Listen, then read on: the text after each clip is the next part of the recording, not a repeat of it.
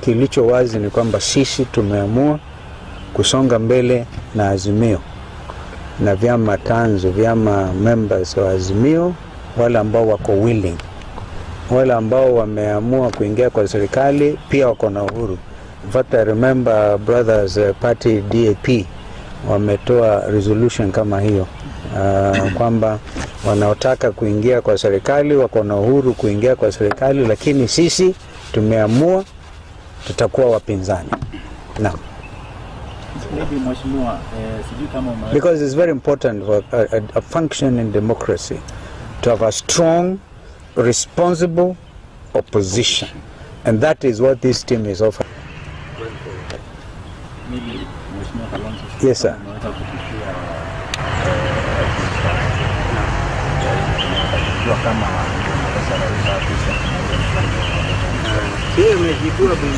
Na Jeremia hata akaongea kwa lugha ya mama nikasikia kabisa.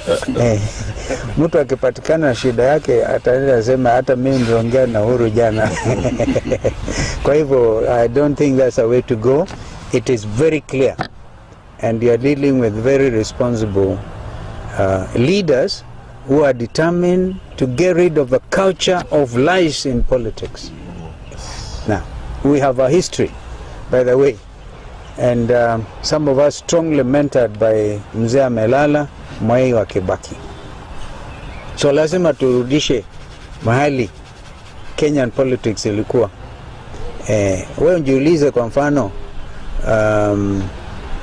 I was vice president to Kibaki. Others, Ruto was vice president to Uhuru. All right? Gachagua Society in the vice president, deputy president wa Ruto. Which of the three can you say was truly faithful and loyal to their boss? That is a question for you, sinijibu sahi. Ambaye rais mwenyewe angelala kabisa na kujua inchi iko sawa. Vision 2030 was established. Usikii wakiongea juu ya Vision 2030 anymore. They talk about vision themselves.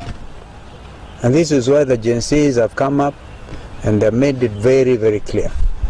And we, for example, this team, we all have Gen Zs in our homesteads. And we know exactly what they are saying. Some of them are saying, Nyinyi hamutuelewi. We have understood them. And the message is loud and clear. This country will never be the same again in terms of governance, in terms of people wanting to misuse our resources for their own selfish gain. Before this Sunday, yes. You say you want to form a strong opposition. Now, I think you need to have a minority leader in parliament. We will be looking to do this. This is serious work under progress. Yeah, and we don't want to use archaic phrases like we shall not leave any stone unturned. Oh, whatever. We are serious people. We are very serious people. We are determined. And for example, please disabuse anybody who is thinking that we are softening. Softening what? First of all, we have been very clear-minded. All right? Wengine nasema we are at a crossroads. What crossroads? We have been here before and we know where we are going. All right? So we want to tell Kenyans we are with you in your villages. Kwa shida hizi twazielewa. Gharama hiyo ngumu ya maisha. Our education sector is a mess. Complete mess. Where you have a president issuing roadside declarations. Haijulikane watoto wajua ataenda kusoma vipi kwa vyuo namna gani.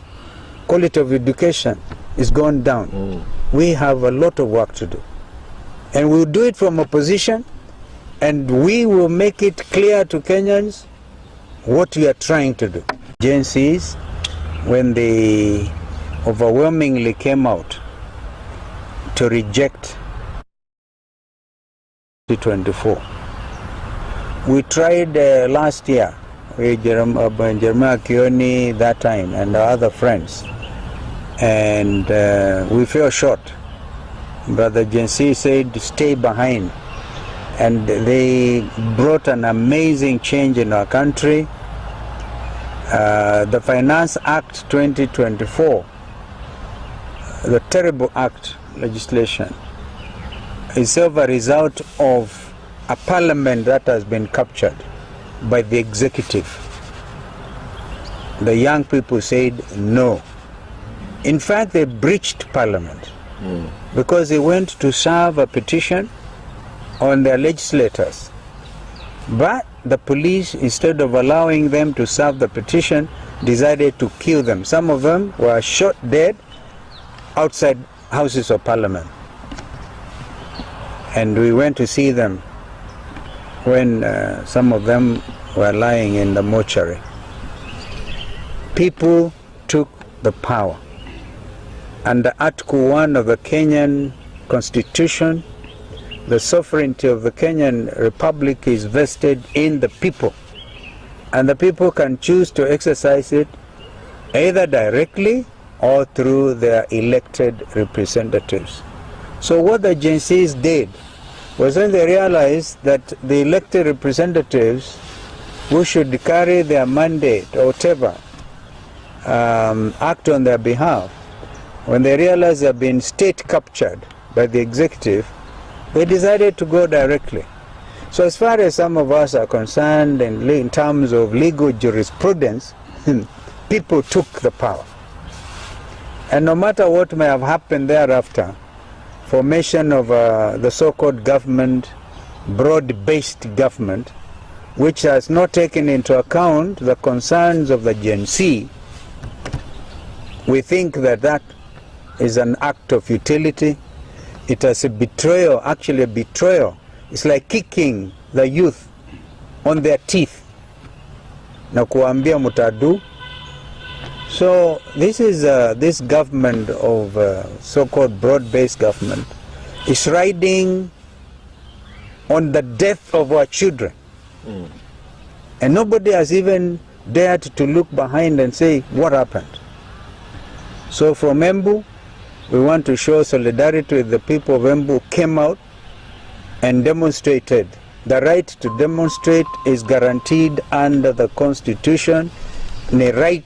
Now these are the rights that Mzee Kibaki gave, and some of us were privileged to be standing next to him when we saw allegiance to Constitution 2010.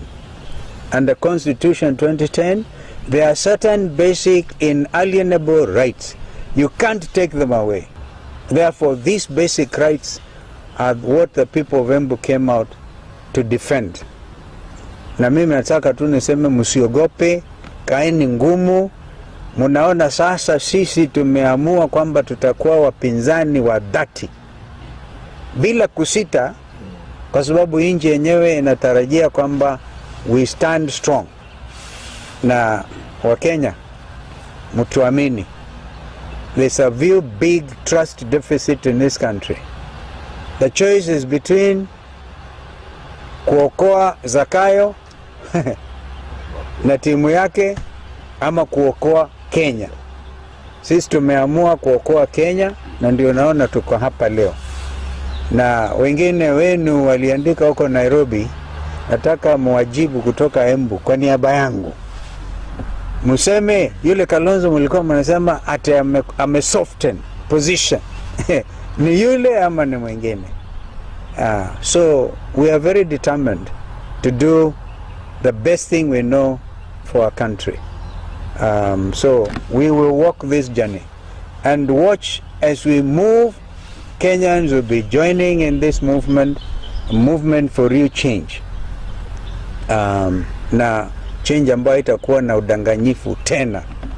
Siasa ya udanganyifu Kenya imefikia kikomo. Kama kuna ndugu anataka kuongezea, Jeremiah.